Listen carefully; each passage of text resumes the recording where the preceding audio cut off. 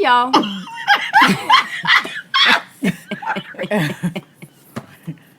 This how it's just it is us. It is us. It is us. Okay. Welcome to Sharpen, y'all. Where no matter the candid conversation, we always end up whittling life down to what matters most, and we hope that as you hang out with us today, you will be inspired to do the same. I'm Nicole Payne, Danielle Perry, Lynn Root, Natara Blount, and today's topic is emotional intelligence. I would like to start out reading a definition of the term that I found, and it says that emotional intelligence is the capacity to be aware of, control, and express one's emotions, and to handle interpersonal relationships judiciously and... Were y'all reading the definitions from the website? I think I did. I read mine from the website. Oh, okay. I'm reading it from this one. Okay. Yeah. So it says, emotionally intelligent leaders can walk in another person's shoes. Knowing what someone is going through helps them to understand them better. It's why empathy is a key component of successful leadership. Understanding managers are approachable and they listen. The upshot of that is engaged teams and harmonious workplace cultures. And then the different strategies, start listening to others more without interrupting. Put yourself in someone else's shoes, especially during a disagreement. Recognize and show your appreciation for your team members. Be open to sharing your feelings where appropriate. Volunteer for a role in a worthy cause.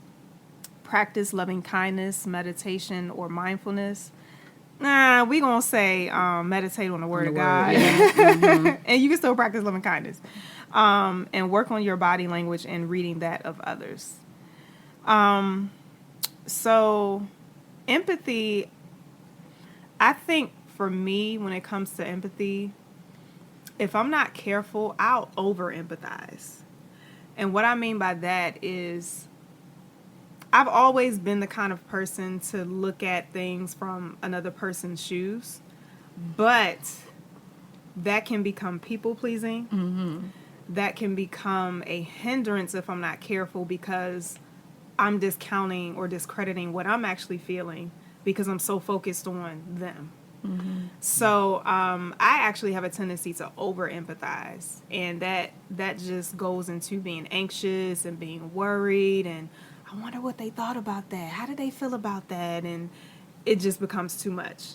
So this is actually something that I could work on. As I'm even talking right now, I'm thinking about that. Like, this is something I actually can work on. You have been, though.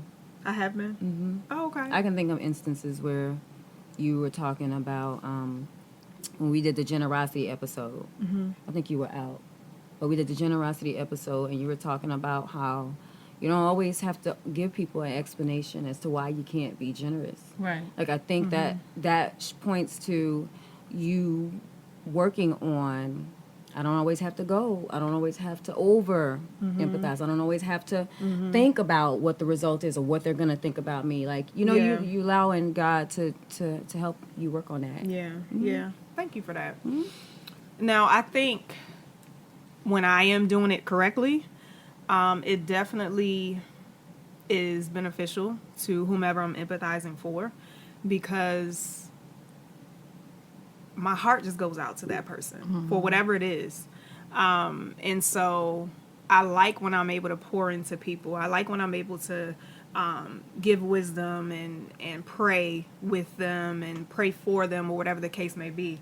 So when I'm doing it well, and I think that speaks to anybody, when we empathize well, it serves others very well, and they see that you are a person that they can come to with whatever they may need.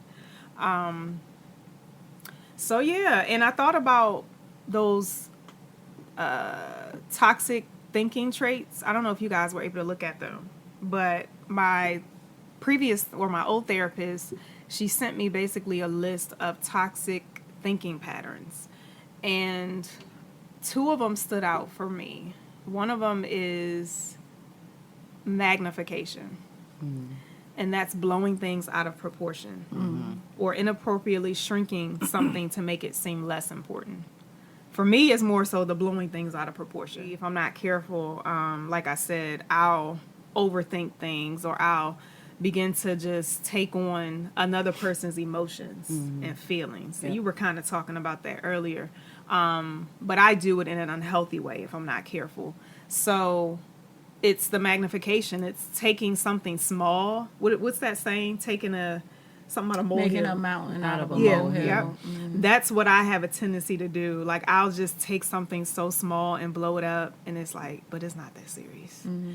I think I've gotten better with that, especially as God has been helping me to not be so just people pleasing, and being okay with saying, no, I can't do that, or whatever the case may be.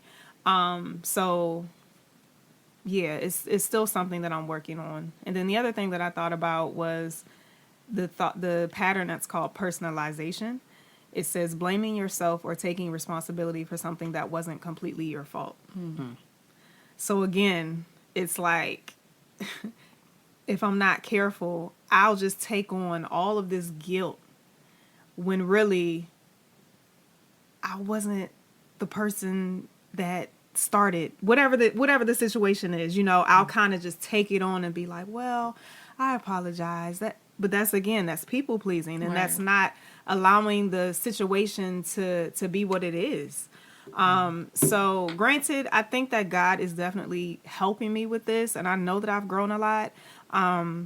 But I still have some things to grow in for sure. So yeah, when it comes to empathy, I need to be more balanced with it and not be overly empathetic. I have communication, and basically it's effective communication. It's one of the soft skills that sometimes employers are looking for, but also, communication. All right, so a simple definition of communication is the act of transferring information from one person, from one place, person, or group to another. That's the simple definition. It just, and from the website that we were looking at, it says leaders with good social skills are very approachable, easy to talk to, and therefore strong. They said team leaders, but just strong leaders. Effective communication is important, for it helps build meaningful, mutual, respectful relationships. And what they were saying was that you're basically somebody who can carry a more persuasive influence. You cultivate awareness amongst the group that you're with or whomever you're involved with. You have the ability at both conflict and relational management. You enhance social awareness. Sometimes you have the ability to be a mentor. It helps you to be a better leader, and it also helps you to mentorship for developing people, and that you're basically an expert with collaboration and cooperation. Mm-hmm. So, and I went further, and I was looking at John Maxwell. A lot of his, I read a lot of his books, but we all have as well. It talks about communication, and he gave like some points that we needed to make sure that we were looking at. It's not communication isn't what you say, but it's how you say it. Mm-hmm. And that was something that my mom used to say to me a lot when I was growing up. It's not what you say, it's how you say it. I didn't always have effective communication skills. So she definitely would stress that to me. Because I was that one, like, I'm going to give you the facts. Mm-hmm. It is what it is. Mm-hmm. But I wasn't always necessarily cognizant of how I was delivering it, mm-hmm. and how, the other person felt when I was saying it. It was like, sometimes in dealing with my students, they'll say something, and I generally will just look at them, and then their statement they always say is like, I'm just being honest, Well, I thank you for your honesty. I thank you. I do always lead with that. I thank you for your honesty. However, I think that could have been delivered better, you know. But they're young, you know, they're teenagers, so it's like whatever. All right, and then you know you have to know your audience. You definitely have to know who you're having a conversation with. When you are communicating, things that I would say with you all. I wouldn't probably have that be so free with it if I was talking to Sid. Although I am pretty free with Sid, and sometimes Sid is like, "Man, I don't need all of that." Too free. Same. Yeah. But you do. But either way, you know, she does. So you know, it's just you need to know your audience, and I always tell my students when I'm having a conversation with them. Because, again, they're in that age where they just feel like, you know, I can say whatever I want to say, and I don't necessarily need the filters. You have to learn how to code switch, or you need to learn how to wear different hats. A lot of times when I'm talking to the athletes, I will let them know, like, okay, if you're playing football, you don't wear the same equipment that you would in basketball. They're two different sports, two different games. Two different sets of rules. And you know how you would respond on the football field, you would not respond the same way on the basketball court. So you need to tackling folks on the basketball court. You're not tackling crazy. you know, and you're not coming out with all the padding and all of that other stuff, you know. So you know, you need to know your audience, and you need to be able to, you know, just move and operate in that. And then credibility, that's a main, you know, credibility is the key. Like, you have to believe in what you're saying, but then you also have to, like, what's the statement? He says, live what you say, but, you know, walk the walk, talk the talk, and walk the walk, right? You can't just say, I grew up in the era, do as I say, not as I do, you know, but what you doing is still affecting me because this is what I see you doing. Right. So when I'm doing that, it shouldn't be, all right, you know, I'm bringing the wrath and I'm bringing the hammer. So you have to model, basically. You need to model what you say.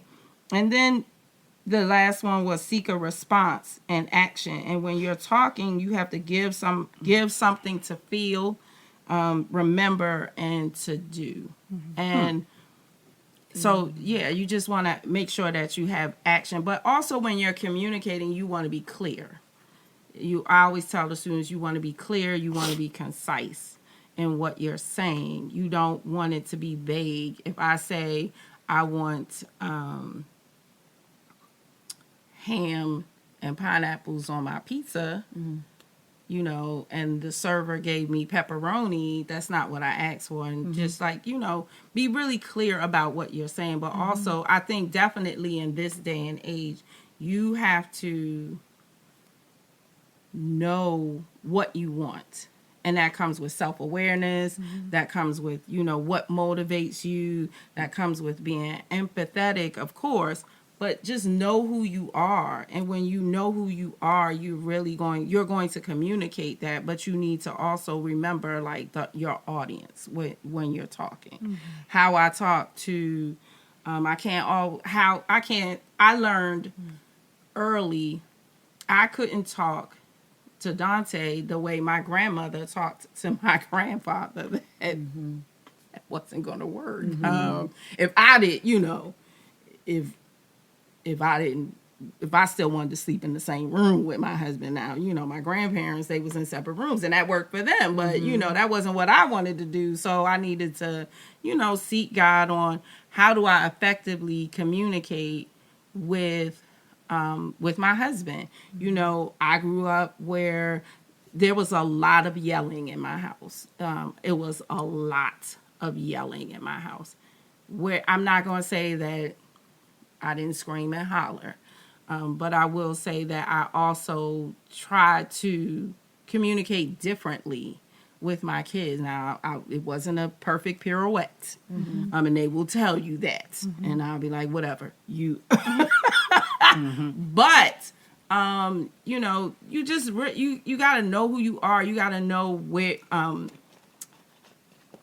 be really self-aware. I know I'm rambling. I feel like I'm rambling at this time, but be really self-aware and know your triggers. Yeah. What sets you off, because what sets you off, will ultimately come out in how you're saying certain things. And then you have to go back and apologize. And it's just like, you gotta take the walk of shame. You don't want to be taking the walk of shame. You know, like Dante this morning, he pointed out something that I did that I do continuously. He pointed it out. Now, immediately, I could have fired back and been like, why you do that? I could have. It was emergency. It thought she had an emergency. Oh, yeah, it could have done that. So I said, nope, I'm a be quiet. And I said, you know what? Okay, I'm not going to play the tit for tat. And I said that, you know, I'm not going to play the tit for tat. So got in the shower, got in the shower. And now, mind you, the day before, you did something, and I sent you screenshot it to you and said, you know, this is unacceptable. And I didn't go back. I didn't go back and say anything. I just sent some emojis, and the last one was a laughing emoji. So I felt like, why are you coming at me this morning when I gave you a pass yesterday, sir? Like, what is going on? So, okay, this morning, I'm not going to play the tit for tat. You're right. I do that. I'll be mindful of that. Mm-hmm. Now, that was effective communication, was it not? Okay, thank you. It was. However... Was it not? Was it not? However, you went even further, though. You went a little further, and then you wanted to say some more stuff. That's when the effective communication didn't come in, because at that point, it was like, see, I said I wasn't doing the tit for tat, sir. But now you want to keep going at it. Okay, how about boom, boom, boom, boom, boom, boom, boom? Rapid fire. How many booms? Yes. Boom, boom, boom, boom, boom. Okay, because you do this, that. And it was a little quiet in the car. It was still salty. It's a little quiet for a minute. But, that's how it goes. So I'm just saying, know your audience. What sets you off. Bringing it back. Right. Because a lot of times it's going to be your spouse that sets you off the most. Yes. Like, because they have the most access to you. They have the most access. They in there. You know them. They know you better than anyone else. Yeah, so. And what did you say? There were 3 things. Something about feel, take away. Like, I know that was. I the last one. Yeah, I liked that Let me too. get back to my notes, please. Okay, so it says give something to feel, remember to do.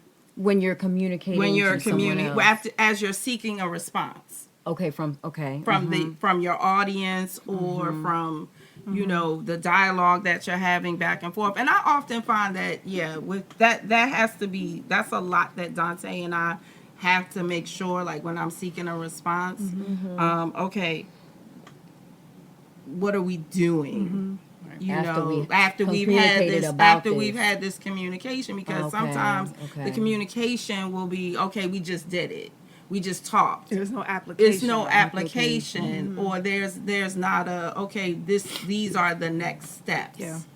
And so, in particular with Dante, we definitely have to have, okay, is there an action once we finish? Yeah. Because a lot of times it's like, okay, I just told you, but then we're gonna keep coming around the same mountain. Instead of I don't want to.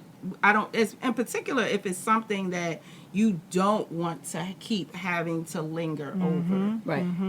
A little, or keep coming back to that, or like I'll say to myself, I don't want to walk around this mountain and see that same bush again. Like I don't want to see the same landmarks. So, or I've been that's statement that used to say, been there, done that, got the T-shirt. I got enough of those T-shirts. I'm not trying to. I don't need 7 more T-shirts. Right. Let's get this together, ma'am. Let's get it together. So, what about the feel part? How does that work? Give something to feel. I get the remember. Give something to remember. Let's remember this and let's do this. But what's the? Do y'all have an idea of what that feel part looks like? Give something to feel. I mean, I feel like when it's talking about that with communication, especially when you want a response, you give them something that they can relate to or something that triggers literally an emotion. Right. Most of the time, you're going to want a positive emotion, or you're going to want them to laugh, or you're going to, because that's how they'll remember it more too.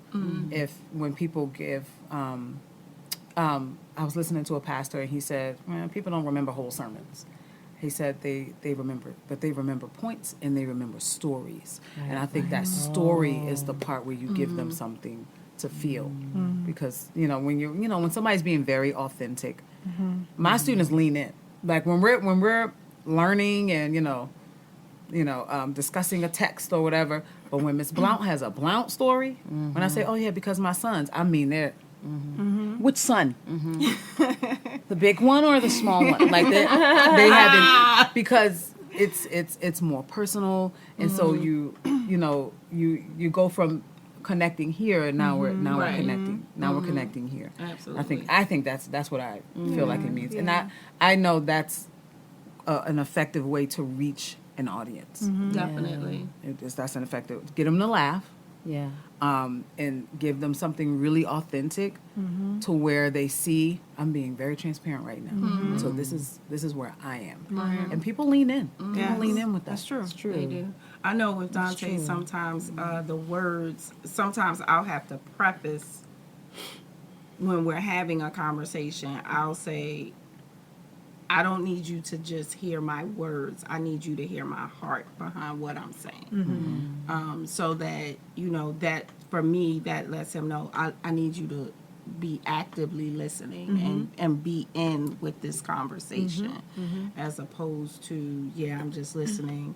And you might be on your phone playing Candy Crush while Oh no. That's when I pause. That's when I pause. Montague, I'll be saying Yeah. something to him, and he'll be doing I'll be it. like, I'll wait when I till you pause, he'll finish. be like, Hey, I'm listening. How you listening? Yeah, that's what Dante will say. I'm listening. I know you think you can multitask. 'Cause, Right. I mean, you're still young. I don't think you can do it as effectively as you Right, could as have when you was effectively, 20. right. When you was 20, can we put this down for a minute? So, And that goes back to empathy. yeah. Putting yourself in the other person's shoes and really hearing their heart, right? Because I don't want you to be distracted right now while I'm pouring out my heart to you. Right, Like, right. Can you put down your phone? Right. So, well, my husband, the other day, he wanted to tell me something. We were in the car and we were getting ready to go visit someone at the hospital. And then he turned off the car and put his hands on the wheels and he said, Natara. And I knew, I was like, I don't scroll a whole lot. I'm not on my phone a whole lot, but I had to turn this off too. My train of thought and me like, okay, so after we do this, we got to go here. We got to make sure we got dinner. We got to do, because I was literally trying to order dinner for the kids while we were, and I knew he needs my undivided attention right now. And he had a very transparent moment. It was only like 5 minutes or so. It really turned into like a very needed, very good conversation. But he needed to tell me what the space that he was in. Yes. And he, I could tell by his tone. I could tell by his body language. The fact that he said my name in a very serious... I knew he wasn't mad at me, because that's a different way of saying Natara. But I knew it was just like, Natara. Almost like, I need you right now. Because ABC. And I knew I had to turn it all off. yeah, that's good. That the thought that, because you got to turn this off too. Yeah, we be acting like we paying attention. We be like, Yeah. Yes. Yeah. Yeah. Where were you? Wait a Like, minute. Jared and I were Hold on. here. We were down here in the basement, and we were talking about our plans for next week because we're going out of town. And he made a statement about future children or something like that. I don't know how it tied into us planning for the vacation. I don't know. But when he said that, my mind went to, oh yeah, because one day when we have kids, and he's just talking about the trip, and that's gonna be, and then I was like, okay, so what about? And he was like, sweetheart, I just you didn't hear said. nothing I just said. I was like, I was listening. and then I told him what happened. Like, my mind just completely got distracted, and I started thinking about that. He was like, wow. He was like, so hold on. is that what happens sometimes? Because I made this familiar statement to him as well. He said, so when you say that, does that mean you weren't listening? And in my mind, or as I was thinking about what he was saying, I couldn't really answer that because I was like, maybe. But I couldn't answer that. So he was just trying to learn, like, maybe she's distracted when she says that. Because that means she ain't really listening, you know, that sort of thing. So, yeah, we do have to... was so distracted. Sometimes I do it out loud, too. What For you real? mean? Like I'll be like, okay, so Josh, when we go to the store, oh shoot, I gotta make sure I get some. So Yeah. Did your father send that message? I know. Yeah. All right. Well, Yeah, don't I worry do about that. it, because I tell you what, I'm not doing that today. I do that. You know what I mean? So anyway, when we go to the, and Josh will be like, Mom, all the different things that you just talked about, Yeah. right? I'll be like, hold up, just Yes. give me a minute. Yes. Out loud. I do that. Yeah. Okay. Mm-hmm. Yep. Yeah, because Ace has been like, she done had a whole conversation by herself about a whole bunch of stuff. It's the same as scrolling. Yeah. You're just scrolling through your head, Right. scrolling through your own stuff. Right. I know I've had several conversations and fired off a lot with Dante, and then he'll say, oh, and I'm looking for a response, and he'll say, to what? Because I done said like this. You don't have nothing to say. He's just like, Lynn, you said a whole lot. What do you want me to? Yes. Which one do you want me to respond to? Right. Because I done fired off like 10, and then I'm like, I don't even know what I said. Or I get Or land the plane, Nick. Crazy Land the plane. You up here, you circling. You circling. You circling. Yeah. Yeah. yeah. That's actually Jared. That's the opposite. I'd Oh, like, you be wanting him to "Babe." land the plane? Yes. Mm-hmm. I'm like, Where your notes at? so I don't know where to. I'm trying to, and I can't even remember everything you said because you said so much. Yeah. Like I'm trying to process while you're talking, which I know that tends to be a distraction too because then I don't hear everything because I'm trying to process. Ooh, what did This you say chunk. right there? Yeah. But I'm like, but that's why, babe, you need to give like break. Can we have a break before you continue so that I can actually respond to this part of what you're saying? So all of this effective communication. Effective communication. Absolutely. And it's interesting how all of those just work together. Yes. For real. Yes. Understand? Yeah, you can't have one without the other, really. And something is sticking out to me from the father wounds video that you showed with Pastor Jada Edwards. That was so good. Where she was talking about you know, let's say you're emotionally intelligent, your emotional intelligence is increasing, but there is something that needs to be dealt with because you're in relationship with somebody else who has low emotional intelligence. And she was talking about how the person whose emotional intelligence is in a better place has to exercise patience with the one that's at a low place in emotional intelligence. And how you really have to be that self-aware and grounded in who you are, who God says you are, because if you put a lot of weight on their level of readiness, then you're going to pull yourself down. And so you have to like be in a space where you're staying close to God's hip with this thing or this person, and allowing them to come on up and be ready when they're ready to deal with it or discuss it or whatever. I've been in that place. That felt very hard. Yeah, that is a hard place. It did. It felt very hard. And my therapist has said, you know, when you start healing internally and when you start working on yourself in all of these areas, you need to know that you will start to feel impatient with those who are not, or with those who are behind where you are. But she said that's where you have to push into prayer for them really intentionally. Yeah. Absolutely. And just exercise that patience. Yeah. But that's a hard space. Yeah. But Definitely. empathy. Remember where you were. Yes. Remember those shoes. Right. Think about the shoes they're in. That's hard. That can be hard. It was for very sure. hard. That's very hard. Yeah.